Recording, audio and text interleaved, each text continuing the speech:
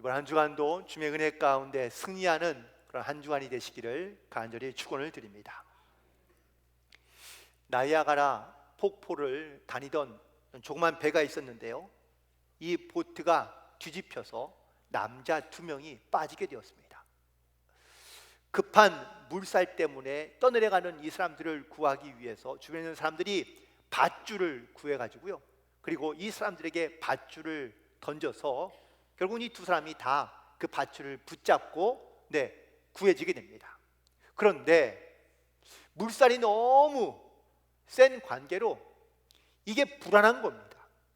밧줄을 붙잡고 있긴 하지만 이게 언제 어떻게 떠내려갈지 알 수가 없는데, 그때 어느 사람이 자기 옆에 지나가는 큰 통나무를 발견하고 밧줄을 놓아버리고 그 통나무를 붙잡게 됩니다. 그런데 이 밧줄을 붙잡고 있는 사람은 강가에 있는, 강변에 있는 그런 나무와 연결되어 있고 혹은 또 묶어놨으니 떠내려갈 일이 없죠. 하지만 안전하다고 생각했던 그 큰 통나무를 붙잡았던 사람은 결국은 폭풍 속으로 사라지고 말게 됩니다. 어쩌면 우리가 지금 내가 붙잡고 있는 이 어떤 이런 믿음의 줄과 끈이 세상의 어떤 물살과 풍랑 가운데 이게 과연 나를 살릴 수 있을까라는 의심을 줄 때가 많이 있어 내 주변에 가까이에 있는 훨씬 크게 보이는 것들을 우리가 붙잡거나 의지하려 하는 경우들이 많이 있는데, 결국 그게 우리를 더 깊은 어떤 수렁으로 빠지게 하는 일들이 종종 있다라는 사실이죠. 요즘에 세대와 혹은 또 시대 가운데 가장 심각한 어떤 이슈 중에 하나가 이 공평에 대한 문제입니다. 공평은 우리 인간 사회에서 매우 중요하고 필요한 가치인데요, 하지만 이 공평이라는 말은 사실 상대적인 가치인 것이지 절대적인 가치는 아닙니다. 공평이란 같은 조건 하에서 요구될 때 그 공평이라고 말할 수 있는데, 사람마다 다 각자의 경험이 다르고 능력이 다르고 상황이 달라서 사실 이 모든 사람에게 다 똑같이 공평하다는 것은 어려운 것이죠. 공평은 귀한 가치이지만 바로 조건과 능력을 무시한 채 모든 사람에게 다 똑같게 한다는 것이, 대하는 것이 공평은 아니라는 겁니다. 마태복음 20장에 보면 포도원의 비유가 등장합니다. 그런데 여기에 이 공평에 대한 좀 심각한 문제가 등장하게 되는데, 포도원의 주인이 일꾼을 구하기 위하여 아침 일찍 나가 일꾼을 데려옵니다.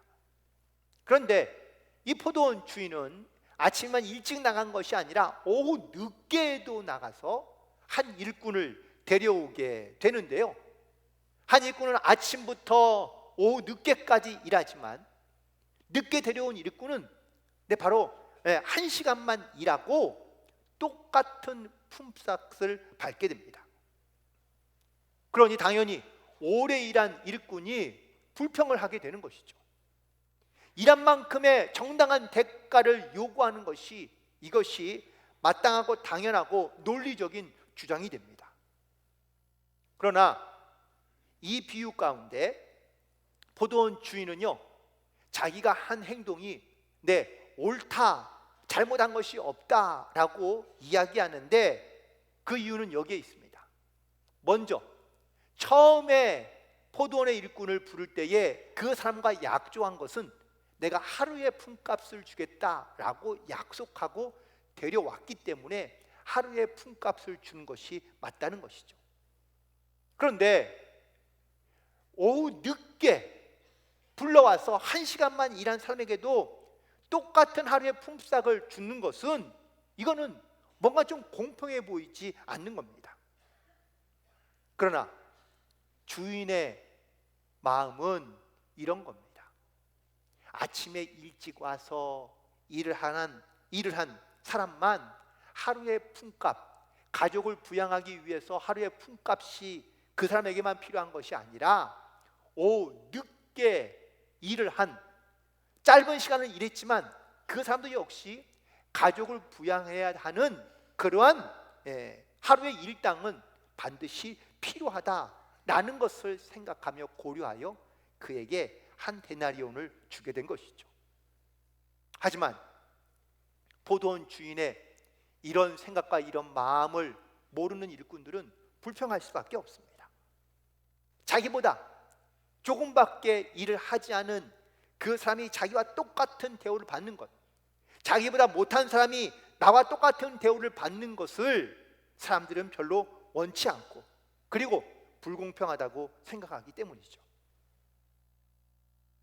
이런 사람에 대하여 주인이 아주 날카롭고 예리하게 그의 전국을 찌르는 질문을 하게 되는데, 마태복음 20장 15절에 있는 말씀에 보니까 내가 선을 행함으로 내가 악하게 보느냐라고 질문하고 있습니다.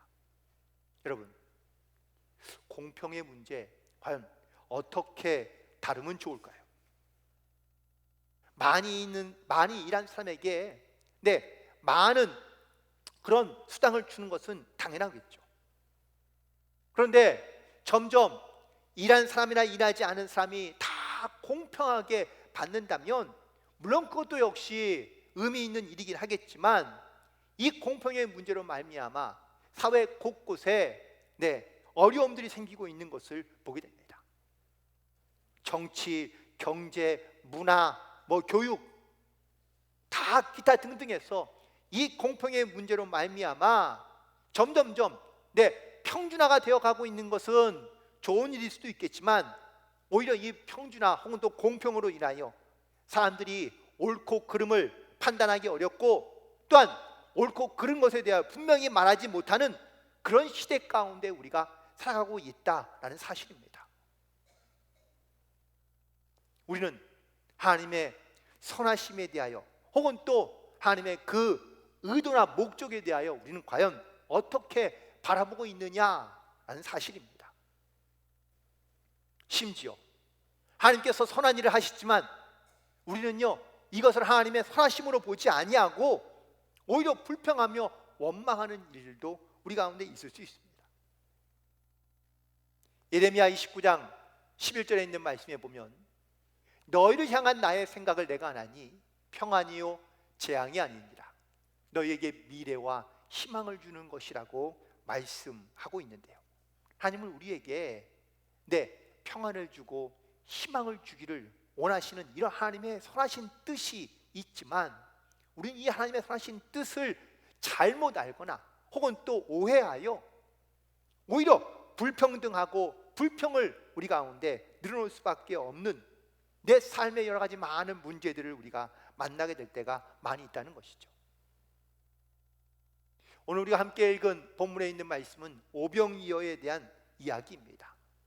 이 말씀은 신약 마태, 마가, 누가, 요한 이 사복음서에 다 똑같이 기록되어져 있는 사건인데요, 다 똑같이 기록되어져 있다라는 뜻은 이 사건이 얼마나 중요한 사건이고, 또한 이 사건은 매우 특별한 메시지가 있으며, 그리고 세 번째는 이 사건이 반복되어 있던 기록은 바로 실제로 일어났던 사건인 것을 증명하고 있다고 말할 수 있습니다. 수도 없이 많은 분들이 이 오병이어의 기적을 설교했습니다. 그래서 저도 제가 설교했던 설교들을 다 한번 찾아보았습니다. 제가 이 오병이어의 사건을 가지고 설교한 적이 있나라는 것을 다 찾아봤더니 저는 한 번도 없더라고요. 그래서 이 말씀을 묵상하면서 과연 우리가 하나님의 선하심을 우리가 어떻게 깨닫고 있으며, 또한 이 오병이어의 기적이 우리에게 주는 메시지는 과연 무엇인지, 오늘 그 말씀을 깨닫고 그리고 또한 믿음으로 결단하며 돌아갈 수 있는 저와 여러분이 되기를 간절히 소망합니다. 첫 번째 먼저, 그렇다면 예수님은 왜 이 기적을 행하신 것일까? 라는 질문으로부터 저는 말씀을 시작하고자 하는데, 여러분, 이 오병이어의 기적은 예수님께서 필요해서 자기를 위해서 일하신 것이 아니라 바로 많은 사람들을 위하여 이 기적을 행하셨다라는 사실입니다. 그러나 예수님이 이 기적을 행하신 첫 번째 이유, 그건 바로 예수님의 긍휼한 마음 때문입니다. 혹시 여러분들은 다른 사람을 볼 때 언제 긍휼한 마음을 갖게 되십니까? 주로 다른 사람들이 좀 불행해 보이거나 아니면 그 표정과 모습에서 뭔가 좀 이렇게 간절한 마음을 갖고 있는 것을 보게 될 때 우리에게 긍휼한 마음이 찾아오는 것을 느끼게 됩니다. 성경 속에 예수님이 행하신 놀라운 기적과 이적들을 가만히 돌이켜보면 다 그 시작이 예수님의 긍휼한 마음으로부터 시작되는 것을 알 수 있습니다. 오늘 우리가 함께 읽은 요한복음에는 잘 기록되지 않았지만 다른 복음서에서는 그들을 불쌍히 여기사라고 기록하고 있습니다. 다시 말해 사람들이 앉아있는 모습, 저녁까지 아무것도 먹지 못한 이 모습을 볼 때 예수님께서 불쌍히 여기는 이 긍휼한 마음 때문에 이 기적이 시작되었다라는 것이죠. 우리도 마찬가지입니다. 우리도 주님께 기도하며 하나님의 은혜를 구합니다. 그런데 우리가 주님 앞에 기도할 때 왠지 더 좀 간절하게 사모하는 마음을 가지고 기도하면 하나님의 응답도 훨씬 더 빨리 올 것이라고 우리가 그렇게 생각하는 경우가 많습니다. 물론 간절한 마음이 바로 하나님의 응답을 달라지게 할 수도 있는 것은 사실일 수 있습니다. 하지만 우리가 고통스러운 모습이나 아니면 힘들어하는 모습 때문에 주님께서 우리의 기도에 응답하시거나 더 빨리 문제를 해결해 주신다 라고 말하기는 어렵다는 것이죠. 하나님은 끊임없이 우리 가운데 긍휼한 마음을 품고 계십니다. 이미 벌써 하나님께서 내가 어떤 마음을 가지고 주님 앞에 나오고 있는지를 하나님께서는 다 아시기 때문이죠. 우리가 주님 앞에 내가 어떠한 마음을 가지고 나아가는지 이미 주님께서는 그것을 다 아시고, 그래서 하나님께서 우리 가운데 때로는 피할 길도 주시고 또한 때로는 하나님께서 은혜를 주셔서 그 은혜로 말미암아 우리가 살아갈 수 있도록 하나님께서 도우시고 역사해 주시는 줄로 믿습니다. 지금까지 추석 명절을 맞이하는 우리 많은 성도들 가운데 여기까지 도우신 하나님의 은혜를 반드시 생각하며 기억하고 그리고 그 은혜에 감사함으로 나아갈 수 있는 모든 성도들이 되기를 간절히 소망합니다. 그런데 더 중요한 이유가 있습니다. 예수님께서 이 오병이어의 기적을 행하신 이유는 사람들의 배고픔도 있지만 사실은 하나님 때문이라는 사실입니다. 무슨 말이냐? 오병이어의 기적은 사람들이 배고픔에 대한 욕구를 채우기 위해서 기적을 행하신 것이 아니라 예수님이 어떤 분인지를 알게 하기 위하여, 또한 더 나아가서 하나님 되심을, 하나님의 나라를, 영광을 위하여 예수님께서 이 기적을 행하셨다라는 사실이죠. 우리도 마찬가지입니다. 물론 하나님께서 우리를 긍휼하게 여기셔서 우리 가운데 하나님의 은혜를 베풀어 주시기도 하지만 더 중요한 것은 하나님이 누구인지, 하나님이 어떤 존재인지, 그리고 하나님이 일하시는 것이 어떻게 일하시는 것인지를 우리 가운데 알게 하고 깨닫게 하기 위하여 하나님께서 때로는 이런 기적과 이적들을 행하시고 우리 가운데 역사하신다라는 사실입니다.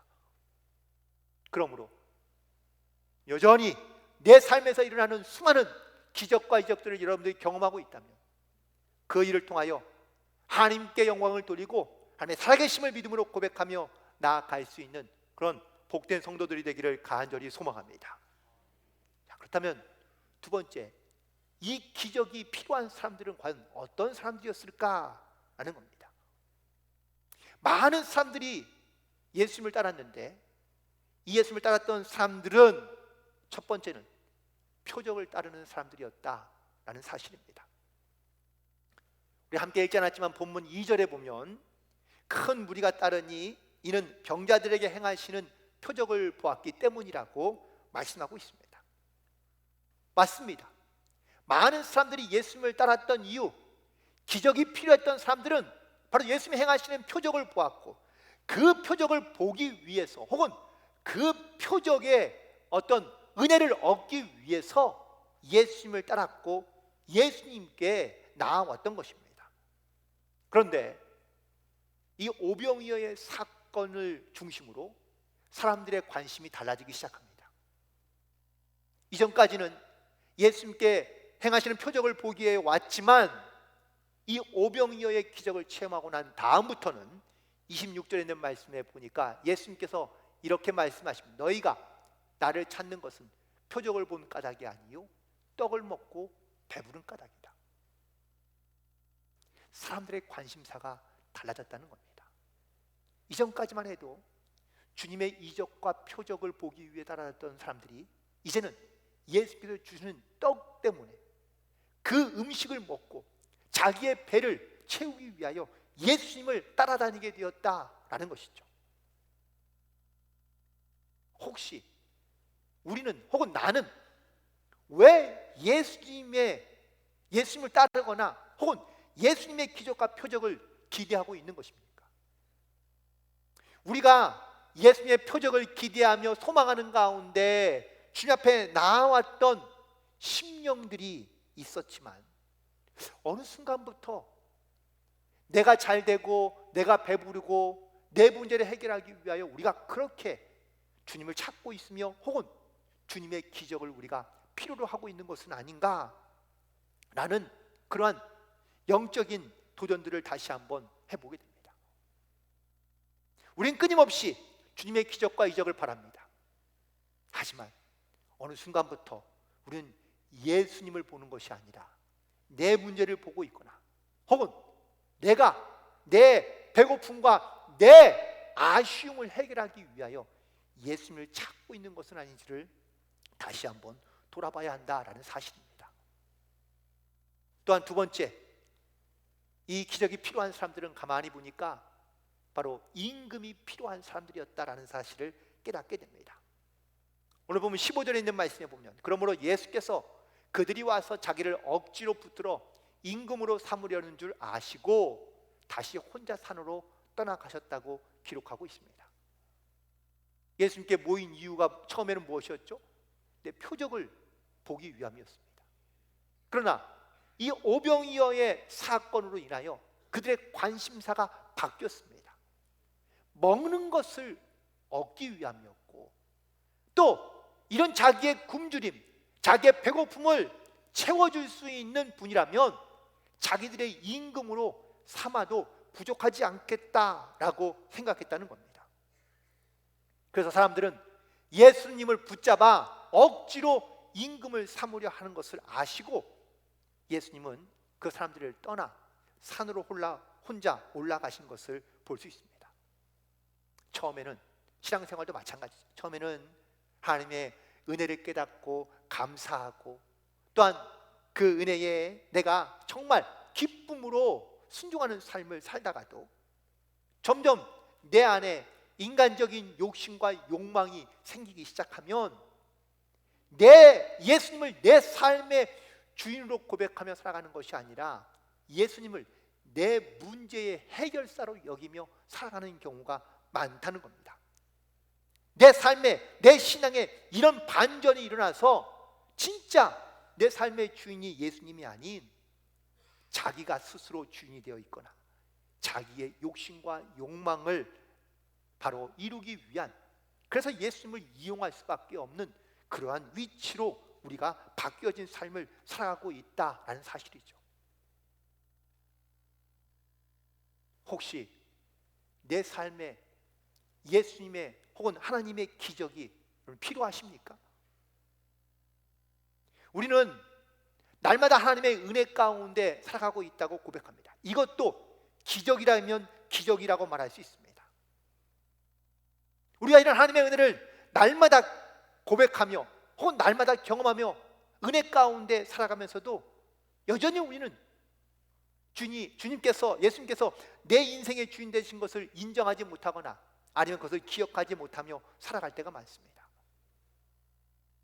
추석 명절을 맞이한 사랑하는 성도 여러분, 지금까지 지냈던 모든 것들이 사실 하나님의 귀한 은혜인 줄 우리가 믿음으로 고백하거나 또는 깨달았다면, 그래서 내 삶의 진정한 주인이 하나님이신 것을 우리가 믿음으로 고백한다면, 우리는 앞으로도 내 삶의 진정한 주인이 하나님이신 것을 우리가 믿음으로 고백하며 그리고 그 은혜에 감사함으로 순종함으로 살아갈 수 있게 되기를 간절히 소망합니다. 그렇다면 이 세 번째, 이 오병이어의 기적은 과연 어떠한 의미를 갖고 있으며 어떠한 메시지를 던져주고 있는가라는 것인데, 첫 번째는 바로 가장 적은 것으로 큰 기적을 이루셨다라는 사실이죠. 오병이어라는 이 말은 가장 적다, 가장 작은 것이다 라는 것을 의미하고 있습니다. 제자인 안드레가 한 아이를 데려옵니다. 작은 아이이죠. 그런데 이 아이가 가져온 오병이어도 역시 가장 보잘것없고 가장 형편없는 것을 의미하고 있는 겁니다. 예수께서는 이것을 가지고 큰 기적을 일으키셨는데, 안드레도 예수님께 이 아이와 오병이어를 가져오면서 이걸로 이 많은 사람들에게 무엇을 할 수 있겠습니까? 라고 이렇게 물을 정도로 너무나 지극히 작은 것이었고 보잘것없는 것이었지만, 예수님께서는 이 작은 것으로 큰 일을 이루시는 바로 놀라운 기적을 행하신 줄로 믿습니다. 특별히 여기에 등장하고 있는 이 물고기는요, 바로 옵사리온이라고 이렇게 이야기하는데, 크게는 물고기의 생선은 두 가지 종류가 있습니다. 큰 물고기, 작은 물고기. 그런데 익투스라는 이 헬라어는 큰 물고기를 의미하는 말이고, 옵사리온이라는 이 말은 소금에 절인 작은 물고기를 의미하고 있는 말입니다. 당시 갈릴리에서 바닷가에서 고기를 잡으면요, 큰 물고기는 집에 가져와서 시장에 팔고 작은 물고기는 방생했습니다. 그런데 이도저도 아닌 중간에 애매한 사이즈가 있어요. 이런 물고기를 옵사리온이라고 이야기하고, 이런 작은 물고기는 집에서 소금에 절여 온 식구들이 나누어 먹는 생선이었다고 그럽니다. 이 아이가 가져온 생선은 큰 물고기가 아니라 작은 물고기인 옵사리온이었다는 것이죠. 요한복음 21장에도 예수님께서 제자들을 찾아가시는 장면이 등장하는데, 제자들이 예수님이 십자가에 죽고 난 다음에 다 고향으로 가서 고기를 잡는데 이번에도 고기를 못 잡습니다. 예수님께서 베드로에게 그물을 우편에 던져라 라고 말씀하시자 큰 물고기를 잡았는데, 그 물고기가 바로 익투스입니다. 이 익투스는요, 중의적인 표현이 있습니다. 초대교회 교인들이 자기가 그리스도인인 것을 증명하는 표시로 이 물고기의 모양을 그렸는데, 이 익투스라는 말에 하나의 단어씩 의미를 붙여서 예수님은 그리스도시요 하나님의 아들이며 나의 구원자이십니다 라는 이 믿음의 고백으로 바로 이 익투스라는 단어를 사용했던 것이죠. 결국 예수님께서 이 아이의 작은 생선, 별 볼 일 없고 하찮은 이 생선을 가지고 많은 사람들과 그리고 수많은 사람들을 먹이신 이 놀라운 기적의 사건이 바로 제자들이 어쩌면 예수님을 통하여 얻기를 원했고 바랬던 그런 어떤 높은 위치나 아니면 세상에 있는 권세와 능력을 얻는 것이 아니라 이 작은 생선처럼, 그리고 하찮은 존재이지만 하나님 앞에 붙들려 나아가면 하나님 앞에 쓰임받는 인생이 될 수 있다는 상징적인 메시지를 우리 가운데 던져주고 있다는 사실입니다. 두 번째, 이 오병이어의 기적의 또 다른 의미는 바로 12바구니에 남겨졌다라는 사실인데, 저는 오늘 이 말씀을 묵상하면서 은혜를 받게 되었고, 또한 여러분 가운데 이 은혜를 함께 나누고자 합니다. 예수님의 이 기적의 현장 가운데 있었던 사람들은 어떤 체험과 경험을 했을까요?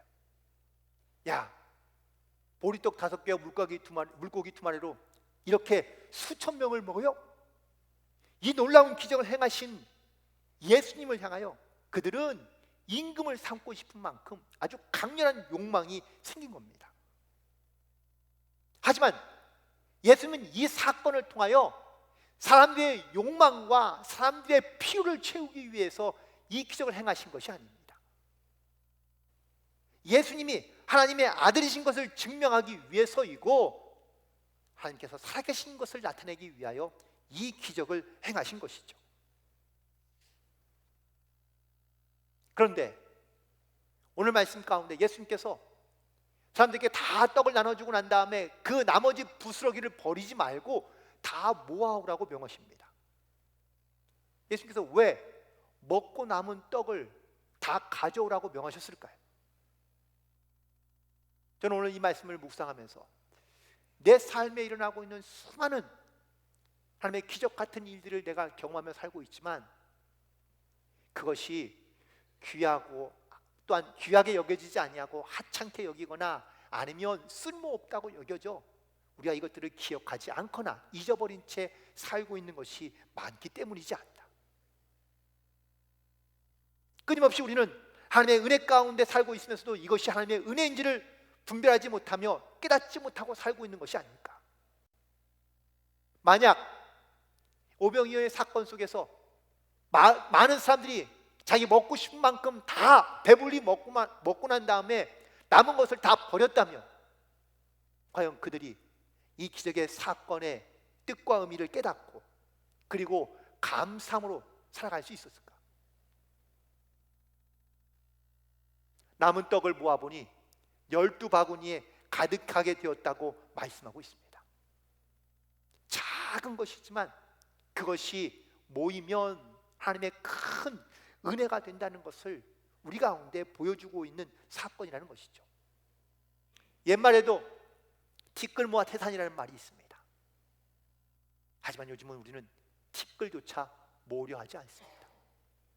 작은 은혜 혹은 나에게는 그렇게 큰 은혜가 아니라면, 나에게 다가오는 하나님의 은혜로 깨달지 않는다면 우린 그 은혜를 너무 우습게 여기거나 아니면 하찮은 것으로 여겨 우리는 하나님의 은혜를 잊어버리며 살아가는 경우가 너무 많다는 겁니다.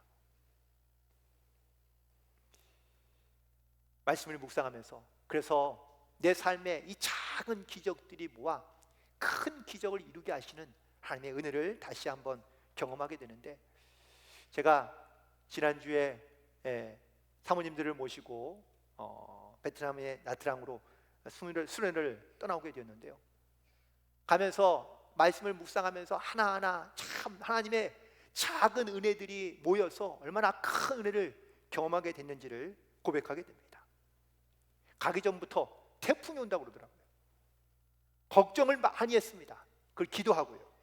그랬더니 정말 하나님의 은혜인 것은 제가 있는 남쪽에는 태풍이 안 오고 북쪽으로 올라가서, 북쪽은 큰 피해를 입었지만 남쪽은 아무런 피해가 없었다는 것, 사실 이것이 또 하나님께서 주시는 큰 또 하나님의 은혜였다는 것을 깨닫게 되고, 태풍으로 인해 계속 비 소식이 있었습니다. 실제로 비도 오긴 했는데 참 하나님의 은혜는 차를 타거나 호텔에 있을 때는 비가 오고 갈 때는 비가 안 오는 거예요.